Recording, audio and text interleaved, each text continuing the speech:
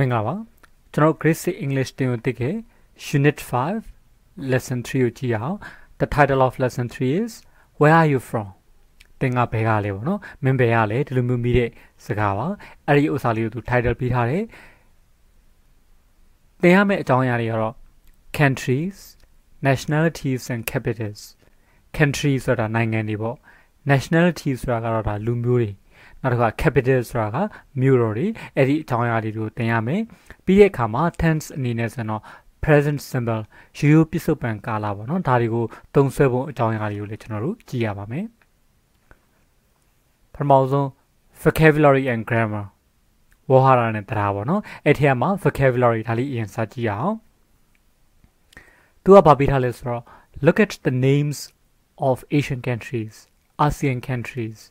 Their nationalities and their capitals. Look at the names of ASEAN countries. ASEAN Nangani and Nemeri, Nargua, their nationalities, through Lumuri and their capitals, Murori, Tarigu Chiba. Okay, number 1 of Babita is Brunei Darussalam. Brunei Darussalam are Nangamono country. The 2 nationality, Lumu or blue commoners or Bruneian. No? Daga nationality. Capital to a Murogaro, Bandar Seri Begawan. Talitimano. So the country is Brunei Darussalam. And the nationality is Bruneian. And the capital is Bandar Seri Begawan. Narhua. Not the Nangamo. Cambodia. Cambodia is the country. Da Nangama. That's why Lumu Brukomle. Cambodian. Cambodian is the nationality. Okay. That's why the Cambodian capital of Muroga. Phenomenal. Okay. Not a Nangama. Indonesia. Indonesia Nangaye. The Lumu nationality are Indonesian. The capital of Murogaro, Jakarta. Okay, now the Laopedia. That's the Laopedia nationality Laotian. The capital of Murogaro, Vientiane. Okay, now the Malaysia. Malaysia so the Lumuyan name, the nationality name Malaysian. And the capital is Kuala Lumpur. Okay, Myanmar di Myanmar, Lumule, Myanmar, capital Naypyidaw. The next one. Nangaro the Philippines. Philippines Nangamo, the Philippines. The 2 Lumu nationality are Filipino. Capital Murogaro, Manila. The next one, the Nangamo, Singapore. Singapore Lumu, Singaporean. 2 capital Murogaro, Singapore. Tawabe. Now Thailand. The 2 Lumu Thai. Capital Bangkok. Okay, the last one. Vietnam. Vietnam Nangamono. The Lumu Vietnamese. That 2 Lumu nationality. Vietnamese. Capital Hanoi. That's a Yamano. Colombian GGL.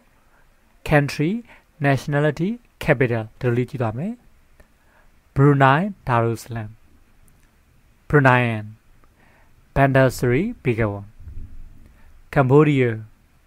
Cambodian. Phnom Penh. Indonesia. Indonesian. Jakarta. Laopedia. Laotian. Vientiane. Malaysia. Malaysian.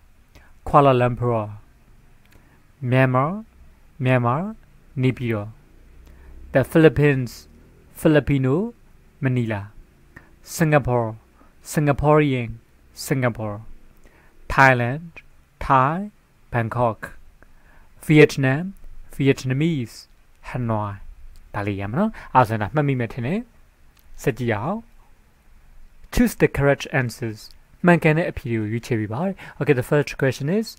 what is the capital of Vietnam? Vietnam nange Muro Bali. Okay. Yuria 3ခုပေးထားပါတယ် you have 3 alternatives they are Manila Bangkok and Hanoi so what is the capital of Vietnam Vietnam နိုင်ငံမြို့တော်ပါလေ so as you know it's Hanoi 2 where is Kuala Lumpur ဒီ Kuala Lumpur မြို့ကဘယ်မှာရှိသလဲ in Thailand in Malaysia in Laos PDO so the answer must be in Malaysia 3 what is a citizen of Brunei Darussalam called ဒီ Brunei Darussalam နိုင်ငံသားပေါ့နော်ဒါကိုဘာလို့ခေါ်တယ်လဲ Bruneian Thai Singaporean so it's very clear that the answer is Bruneian အဖြေရတာဖြစ်ရမှာပေါ့နော် so number 4 which country is next to Myanmar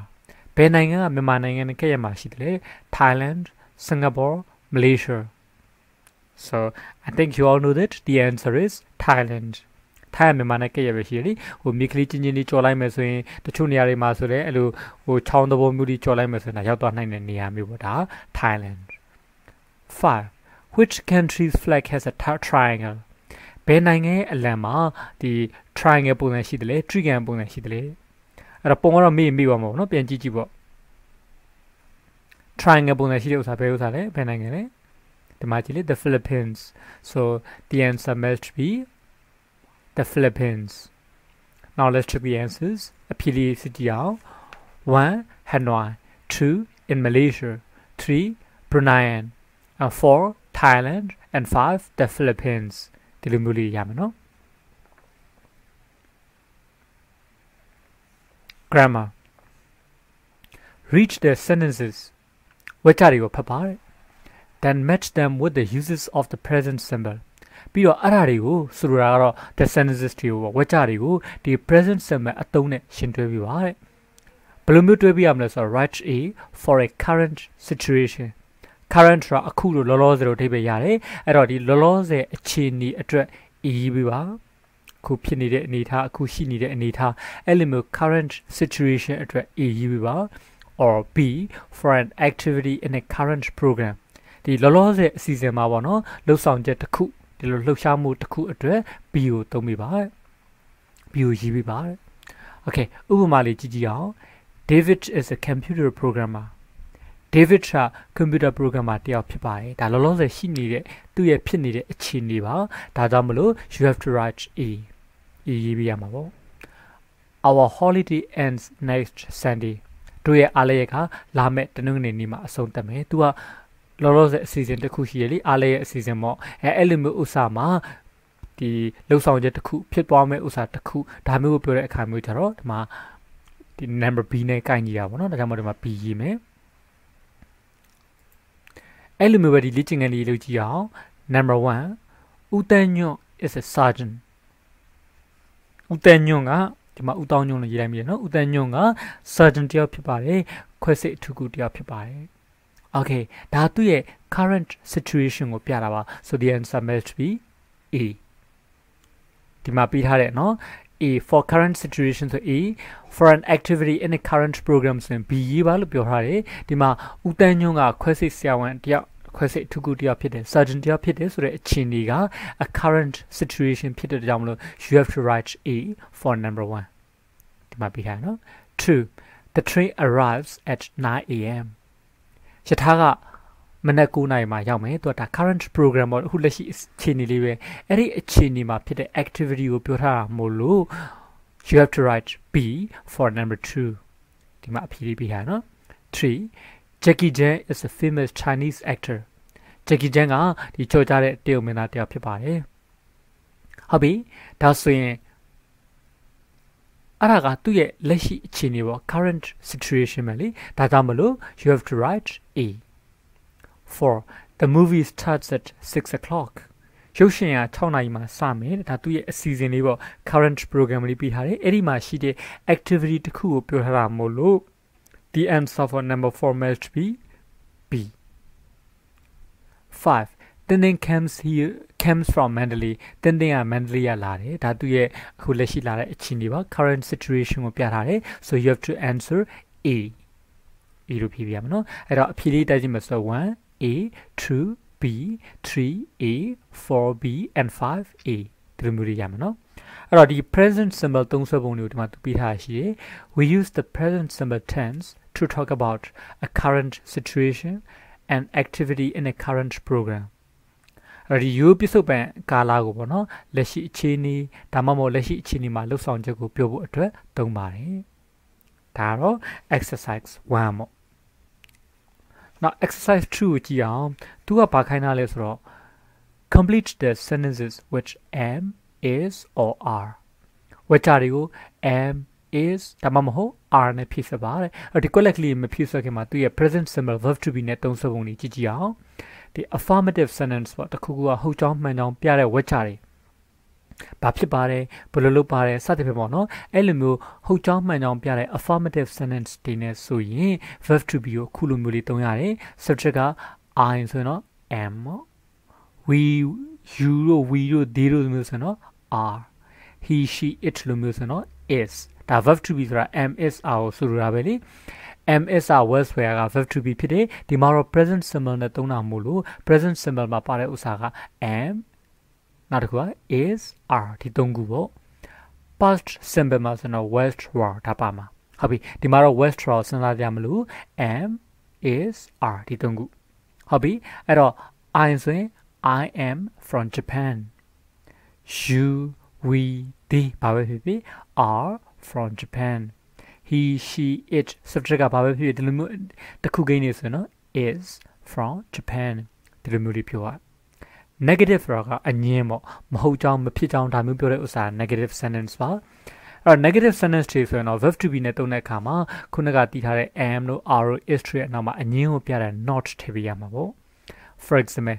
I am not at school you we they are not at school he she it is not at school ကြောင်းမှာမရှိဘူးဆိုတဲ့သဘောပေါ့နောက်တစ်ခါ interrogative ဒါကတော့အမေးပေါ့နော် question ကိုပြောတာပါအဲ့တော့သူကြတော့ဒီ verb to be ကိုအရှိတင်ပေးရတယ် are is to ဒီမျိုးပေါ့မှာ you တို့ they တို့ဆိုရင် are you are they ပြီးတော့မှ from China ဒါမျိုးပေါ့နော်တရုတ်ကလားလို့မေးရ he she it လိုမျိုး singular subject တွေပေါ့တစ်ခုချင်း subject တွေဆိုတော့ is သုံးပြရတယ် is he is she is it ပြီးတော့မှ from China ဒါမျိုးတွေသုံးပြရတယ်ဒါက present simple ရဲ့အသုံးပေါ့ဟုတ်ပြီအဲ့ဒါလေးနားလည်ပြီဆိုရင်ဒီမှာ am is are နဲ့ဒီဝတ်ကြလေးဖြည့်အောင် this exercise is very easy for you ကိုအတွက်သိလွယ်ပါတယ်နော်ကြည့်ကြည့်အောင် look the cat blank behind the door ကြည့်စမ်းမအောင်ကြောင်ကတကားရဲ့အနောက်မှာ okay so you have three choices am is and are သုံးခုရှိတယ် if the subject is I you have to use am subject က I ဆိုတော့ am သုံးပေးရမယ် here the subject is the cat ဒီမှာတော့ subject က the cat လေ I မှမဟုတ်တာ so you don't need to use am ကိုသုံးဖို့မလို okay so you have only two choices now is and are ရွေးစရာနှစ်ခုပဲရှိတာပေါ့နော် is နဲ့ are နဲ့နှစ်ခုပေါ့အဲ့ဒီမှာစဉ်းစားရအောင် subject ကတစ်ခုချင်းဖြစ်နေမယ်ဆိုရင်တစ်ခုတစ်ကောင်တစ်ယောက်ဒါမျိုးလေးတွေပြနေရဆိုရင် is သုံးပေးရတယ် subject ကတော့အများကြီးဖြစ်နေမယ်ဆိုရင် are သုံးပေးရအင်္ဂလိပ်လိုလေးမှတ်ထားမယ်ဆိုရင် if the subject is singular you have to use is but if the subject is plural you have to use are ဒီမှာကြည့်ကြည့်အောင် the cat ကြောင်ဘယ်နှကောင်လဲတစ်ကောင်နဲ့ပါ so the answer must be is the cat is behind the door ဒီလိုမျိုးလေးဖြည့်ပြရ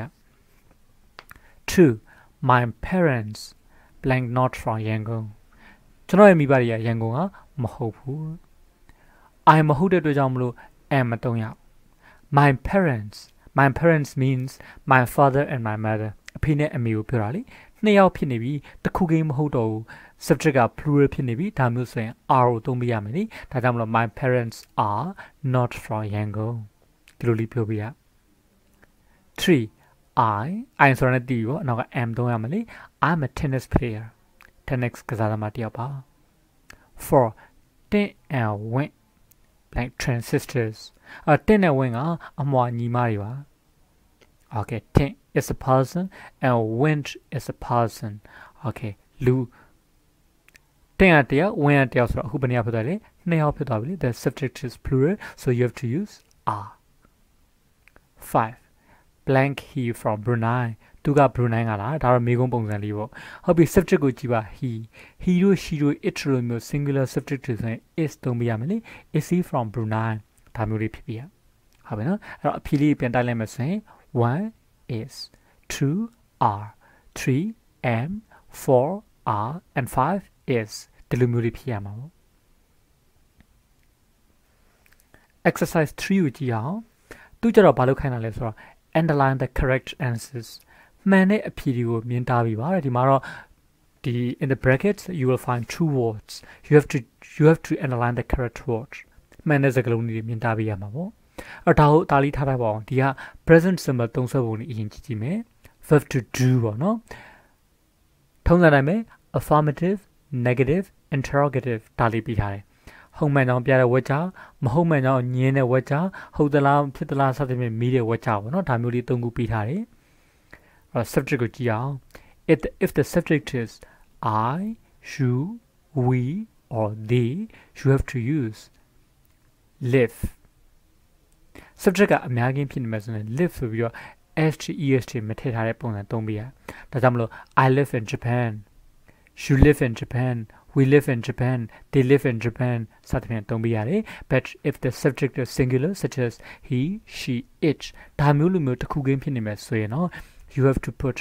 s or es to the verbမှာ s တော့မဟုတ် es ထည့်ပြရတာပေါ့ဒါကြောင့်မလို့ he lives in Japan she lives in Japan it lives in Japan စသဖြင့်ပြောပြရ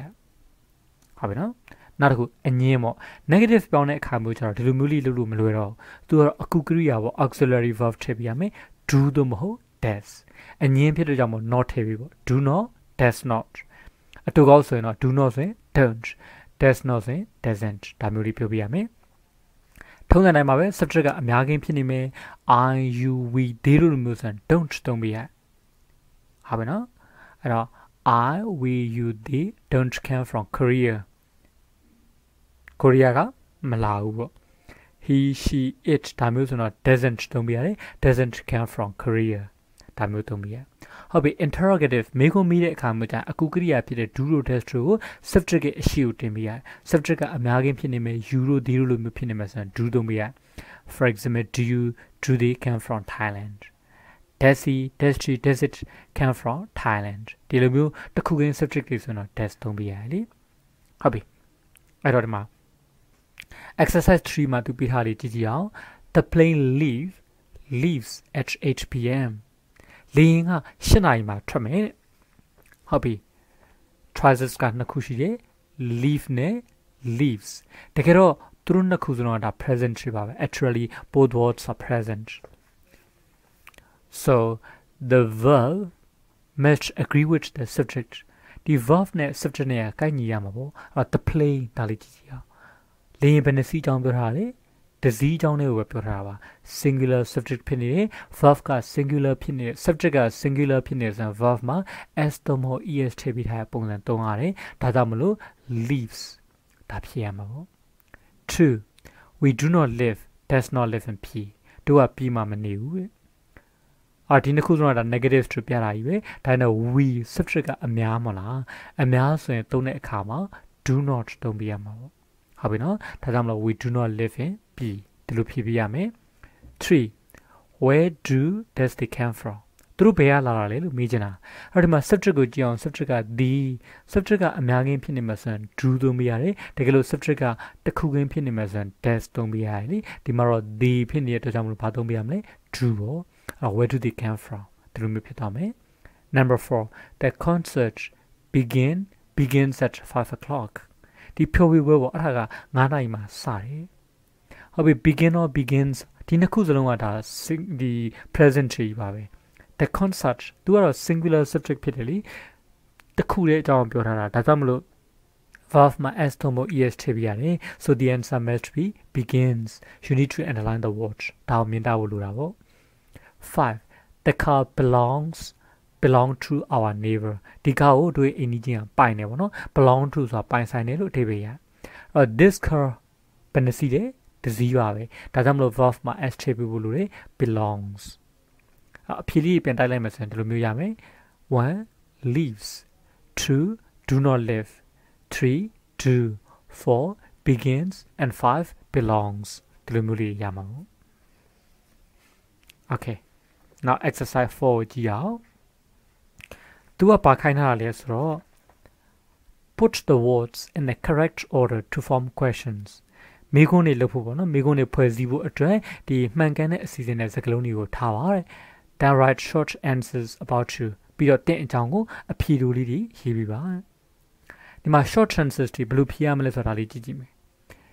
မိတဲ့မိခွန်းက verb to be နဲ့မိထားတဲ့ဆိုရင်ဒီမှာ are you is he are they စသဖြင့်ဒီလိုမျိုး verb to be နဲ့မိထားတဲ့အခါမှာပြန်ဖြေတဲ့အခါမှာ am is are ဒါတွေကို subject ပေါ်မှာမူတည်ပြီးဖြေပြီးရဟုတ်ပြီနော်ဆိုလိုတာကဟာ are you a teacher ဆရာတယောက်လားဆိုရင်ကျွန်တော်ဆိုဟုတ်တယ်လို့ပြောမှာ yes I ဆိုရင်နောက်ကဘာလိုက်ရအောင်မလဲ am yes I am တယောက်ကမေး are you a doctor ဆရာဝန်တယောက်လားဆိုရင်ဘယ်ဟုတ်ပါမလဲဆရာဝန်မဟုတ်တာဆရာလေ no I'm not ဒီလိုမျိုးလေးဖြေပြရမယ်အဲ့တော့ဖြေတဲ့အခါမှာ yes I'm a teacher no I'm not a doctor လို့မပြောဘူးဘယ်လိုပဲပြောလဲ yes I am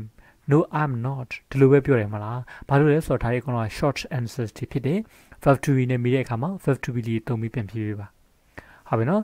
you တို့ we တို့ they တို့ဆိုရင် yes you we they are မဟုတ်ဘူးဆိုရင် no you we they aren't is the short form of are not အတူကပါ he she it yes he she it is မဟုတ်ဘူးဆိုရင် no he she it isn't ဒီလိုလေးပြောပြရတာပေါ့ဟုတ်ပြီ verb to do နဲ့မိတဲ့အခါမျိုးမှာဟောမှာ do you go does he do စသဖြင့်မှာဒီမျိုးမိတဲ့အခါမျိုးကြရင် subject ပေါ်မူတည်ပြီးတော့ do တွေ test တွေတုံးပြီးပြန်ဖြေပြီးပါဟုတ်တယ်ဆိုရင် yes I do မဟုတ်ဘူးဆိုရင် no I don't ဒါမျိုးပြောမယ်မှာ for example do you like watching TV ကြည့်ရကြိုက်တယ်လားဆိုကျွန်တော်ဆို TV ကြည့်ရမကြိုက်ဘူး no I don't ဒီလိုလေးပြောမှာပေါ့ဘာလို့ဆိုမိတဲ့ do you like နဲ့မိတာ okay ဒါဆိုနောက်တစ်မျိုးမိမယ် do you like listening to music ဂီတတွေနားထောင်ကြိုက်တယ်လားဆိုကျွန်တော်ကြိုက်တယ်လေ yes I do ဒီလိုပဲဖြေမှာပေါ့အဲ့တော့ပြီးတော့ yes I like listening to music no I don't like watching TV ဒီလိုမျိုးမဖြေဘဲနဲ့ခုလိုမျိုးလေး short answer တွေဖြေနိုင်ပါတယ်now you we they ဆိုတဲ့ဒီတိုင်းပေါ့ yes you we they တဲ့တစ်ခုခုသုံးပြီးတော့ do မဟုတ်ဘူးဆိုရင် no you we they don't subject က he she it လိုမျိုး singular ဖြစ်နေတဲ့တစ်ခုချင်းဖြစ်နေဆိုရင် does တော့မှာ yes he she it does မဟုတ်ဘူးဆိုရင် no he she it doesn't ဒီလိုမျိုးလေးသုံးပြရပါဟုတ်ပြီအဲ့တော့ဒါလေးနားလေးပြီဆိုရင်ဒီ exercise လေးလုပ်ကြည့်အောင် number 1ကိုတော့အခုအတွက်နမူနာအနေနဲ့ပြထားတယ်အဲ့တော့မပြထားတဲ့ဥစ္စာလေးကြည့် you a football player are so as you can see these words are not in the correct order မှန်ကန်တဲ့အစီအစဉ်မှာမရှိဘူးเนาะ so you have to rearrange them to form a question မေးခွန်းဖြစ်အောင်လို့ပြန်စီစဉ်ပေးရမှာပေါ့အဲ့တော့မေးခွန်းဆိုရင် subject ရဲ့အရှိမ MSI လာမှာเนาะ are ပြီးရင် subject ဘယ်သူဖြစ်မလဲ you ပြီးတော့မှ a football player are you a football player ဒီလိုမျိုးလေးဖြေရမှာပေါ့ဟုတ်ပြီကိုပြန်စဉ်းစားပါအောင်ကိုက football player တယောက်လားဘောလုံးကစားတာစိတ်ဝင်စားလို့ဘောလုံးကန်နေရဆိုတော့ yes I am ဟုတ်တယ်လို့ပြောပေါ့ဘောလုံးတော့ဖျောက်မကန်တတ်ဘူးဆိုရင် no I'm not ဒီလိုလေးဖြေမှာပေါ့ okay 2ကြည့်အောင် your father သူ့အကြောင်းပြောထားမယ်နော်အဲ့တော့ your father came does from city မင်းဖေကစစ်တွေရလားလို့မေးချင်တာစစ်တွေရလာလားလို့မေးချင်တာဟုတ်ပြီအဲ့တော့ဘယ်လိုစမလဲမေးခွန်းဖြစ်တဲ့အတွက်ကြောင့်မလို့တည်တဲ့အတိုင်းပဲ verb to be သို့မဟုတ် verb to do ဒါတွေနဲ့စရမယ်လीဒီမှာတော့ verb to be မပါဘူးဘယ်သူနဲ့စမလဲဆိုတော့ verb to do နဲ့စရ does ပြီးရင် subject လာမယ်ဘယ်သူလဲ your father ပြီးရင် verb လာမယ် came ပြီးရင်ကျန်တဲ့ဥစ္စာတွေထည့်ပါ from city အဲ့တော့အဖြေက does your father came from city မင်းဖေစစ်တွေကလာလားတဲ့ဟုတ်ပြီအဲ့လိုမျိုးမေးတဲ့အခါမှာကိုအဖေကြောင့်စဉ်းစားပေါ့တကယ်လို့မဲ့သူကရခိုင်လူမျိုးတယောက်ဖြစ်တဲ့စစ်တွေကလာတယ်ဆိုရင် yes ဒါတော့ထရရပါတယ် your father အကြောင်းပြောတာလေအဖေဆိုတော့ဘာသုံးမလဲ pronoun အနေနဲ့ he သုံးပါ yes he ဆိုရင်နောက်က verb ကဘာဖြစ်ရမလဲ is ပေါ့ yes he is အဲ့လိုမျိုးမဟုတ်ဘဲနဲ့ဆိုပါစို့ तू ကစကိုင်းကအဖေကစကိုင်းကစစ်တွေနဲ့စကိုင်းနဲ့တခြားစီပါမဆိုင်ဒါဆိုရင် That's the further came from city ဒီလိုမျိုးမိတဲ့အခါမျိုးကြရင်ဟုတ်တယ်လို့ဖြေမှာလားမဟုတ်ဘူးလို့ဖြေမှာလားမဟုတ်ဘူးလို့ဖြေရမှာပေါ့ No he doesn't ဒါမျိုးပေါ့ဟုတ်ပြီနော် Number 3 From the same school your friends are at yours သူမေးချင်တဲ့ဥစ္စာကမင်းတငယ်ချင်းတွေကမင်းကြောင့်နဲ့အတူတူပဲလားဒီလိုမျိုးမေးချင်တာပါအဲ့လိုမျိုးဟုတ်သလားမဟုတ်သလားမေးချင်တဲ့အခါမျိုးမှာ verb to be လေးနဲ့သူကစပြီးတော့မေးစေချင်တယ်ဒါကြောင့်မလို့ are ဒါရင်စပြီးရင် are ပြီးတော့အခါကျတော့ subject လို့လေဘယ်သူအကြောင်းပြောနေလဲဆိုတော့မင်းတငယ်ချင်းတွေ are your friends ပြီးတဲ့အခါမင်းတငယ်ချင်းတွေကဘာဖြစ်သလားလို့သူမေးချင်တာလေတကြောင်နဲ့ရလားလို့မေးချင်တာပါအဲ့တော့ from the same school ပြီးတော့မင်းလိုပဲဆိုရင် astros ဒီလိုမျိုးတွေမေးရမယ်ဒါကြောင့်မလို့မေးခွန်းလေးဖြစ်အောင်ပြန်စီစဉ်မယ်ဆိုရင်တော့ are your friends from the same school astros ဒီလိုမျိုးလေးမေးရအခုတငယ်ချင်းတွေစဉ်းစားကြည့်ကိုနဲ့ရက်ွက်ထဲမှာပေါင်းတင်နေတဲ့ရွာထဲမှာပေါင်းတင်နေတဲ့ကိုရဲ့တငယ်ချင်းတွေကကိုနဲ့တက်တဲ့ကြောင်းချင်းတူသလားဥပမာမြို့မှာဆိုရင်ကိုကထပ်တက်တယ်သူကထပ်နဲ့တက်တယ်ဆိုရင်တငယ်ချင်းချင်းပေါင်းတင်နေတဲ့ you are not from the same school တထောင်နေရမဟုတ်ဘူးလေတကယ်လို့များကိုလည်းထပ်တက်တယ်သူလည်းထပ်တက်တယ်ဆိုတော့တကြောင်နေပေါ့အဲ့တော့ကိုအနေထားကိုစဉ်းစားကိုရဲ့တငယ်ချင်းလေးစဉ်းစားကြည့်လိုက် so are your friends from the same school as yours တငယ်ချင်းတွေကကိုနဲ့တကြောင်နေရလားဟုတ်တယ်ဆိုတော့ yes ဒါနဲ့ရင်စားမယ်တငယ်ချင်းတွေပေါ့ your friends တငယ်ချင်းတွေအများအကြောင်းပြောထားလိဒီသုံးပြီးပါ yes they are တကယ်လို့မဟုတ်ဘူးဆိုရင် no they aren't ဒီလိုလေးပြောပြရ Number 4 do have you any brothers and sisters သူသိချင်တာကမင်းမအကိုတွေအမတွေရှိသလားလို့သူမေးချင်တာပါအဲ့တော့ထုံးစံတိုင်းပဲအကူကရိယာနဲ့စားမယ် do ပြီးရင် subject လို့လေ you ပြီးတော့မှ main verb လိုက်ပြရမယ် have do you have ပြီးရင်ကျန်တဲ့ဥစ္စာလေးထည့်မယ် any brothers and sisters do you have any brothers and sisters အကိုတွေအမတွေရှိသလားဒါမှမဟုတ်ညီညီမတွေရှိသလားကျွန်တော်ဆိုရင်ရှိတယ်ညီလေးတယောက်ရှိတယ်ဒါဆိုရင်တယောက်ကမေးမယ် do you have any brothers and sisters ဒီလိုမျိုးမေးတဲ့အခါမှာ yes I do ရှိတယ်လို့ဖြေမှာပေါ့တချို့ကြတော့လေဒီတူရီတော့တာပေါ့နော် the only child ဆိုတာအဲ့ဒါမျိုးဆိုတော့လေ sisters တွေ brothers တွေပဲရှိပါမလဲကိုစဉ်းစားလိုက်လေကိုမှအကိုတွေအမတွေညီညီမတွေရှိသလားမရှိဘူးဆိုရင် no I don't ဒါလေးပြောပြအောင်မယ်ဟုတ်ပြီနော် Number 5 do the cooking your mother does အဲ့ဒါဆိုလိုတာမင်းရဲ့အမေကချက်ပြုတ်တော့လုပ်သလားလို့သူမသိချင်တာပါအဲ့တော့ does နဲ့စာပြီးမေးရမယ် does your mother do the cooking ဒီလိုမျိုးလုပ်ရမှာပေါ့အဲ့တချို့ဆိုရင်ရှိတယ်အဖေကချက်တယ်အမေကအလုပ်လုပ်တယ်ဒါမျိုးလည်းရှိတယ်အဲ့ဒါမျိုးဆိုရင်တော့ does your mother do the cooking လို့မေးတဲ့အခါမှာဘယ်လိုလုပ် yes လို့ဖြေလို့ရပါမလဲ no ပေါ့ your mother အမေကိုပြောတာမလို့ she ပြီးတော့အနောက်ကအတူကောက်ကလေးဖြေမယ် doesn't no she doesn't ဒါနဲ့များသောအားဖြင့်အမေတွေကချက်ပြုတ်ကြတာများတယ်တကယ်လို့များကိုယ့်ရဲ့အမေကချက်ပြုတ်တော့လုပ်တယ်ဆိုတော့ yes she does ဒီလိုမျိုးလေးပြောနိုင်တယ်ဒါကအတူက short transitive ဖြေတဲ့ပုံစံမှာဟုတ်ပြီဒီမှာတော့အဖြေတွေကတော့တယောက်တယောက်တူမှာမဟုတ်ကျောင်းသားတွေကကိုယ့်ရဲ့အတွေ့အကြုံမှာမူတည်ဖြေရမှာမို့လို့နမူနာတွေဖြေပြတဲ့အခါမှာအဲ့ဒီ short transitive မဖြေပြတော့ဘူးဒီဝက်ချလေးတွေပြန်စီစဉ်တဲ့ဥစ္စာလေးပဲပြောလိုက်မယ်နော် Number 1ကပြီးထားဆို2ကစမယ် That's the further came from city 3 are your friends from the same school as yours 4 do you have any brothers and sisters 5 does your mother do the cooking ဒီလိုမျိုးလေးတွေကပြောကြည့်ရမယ်အဲ့တော့ကိုယ်တငယ်ချင်းလေးနဲ့လေ့ကျင့်ကြည့်ပေါ့ကိုကမေကွန်းလေးမေးတယ်ဆိုရင်သူဖြေ for example does your father come from city yes he does or no he doesn't တခုခုဖြေမှာပေါ့ are your friends from the same school as yours ဒီလိုမေးတဲ့အခါမှာ yes they are or no they aren't ဒီလိုလေးဖြေလိမ့်မယ် do you have any brothers and sisters ရှိတယ်ဆိုရင် yes they are မရှိဆိုရင် no they aren't ဒါမျိုးပြောမှာပေါ့ does your mother do the cooking yes she does no she doesn't စသဖြင့်ဒီလိုမျိုးလေးပြောလိမ့်မယ်ဟုတ်ပြီနော်ဒါဆိုရင်ဟိုဒီသင်ခန်းစာသင်ပြီးတဲ့အခါမှာဘာတွေကိုရရမလဲဆိုတော့ countries nationalities and capitals ဒါတွေကိုဘယ်လိုပြောသလဲဆိုတော့သိနိုင်မယ်သူနဲ့ဆိုင်တဲ့ word ဟာတွေသိမယ်ပြီးတော့ grammar အနေနဲ့ဆိုရင် present simple ဘယ်လိုသုံးရမလဲဆိုတော့သိနိုင်မယ်အဲ့ဒါအပြင်ဒီ short transitive တွေဘယ်လိုဖြေရမလဲဆိုတဲ့စကားပြောနဲ့ဆိုင်တဲ့ဥစ္စာကိုလည်းသိရပါလိမ့်မယ်အဲ့တော့ဒီဥစ္စာတွေကိုကြည်ကြည်နည်းနည်းရှိသွားမယ်ဆိုရင်သင်ခန်းစာရဲ့ရည်ရွယ်ချက်ပေါက်မြောက်တာပေါ့နော်အားလုံးကိုကျေးဇူးတင်ပါတယ်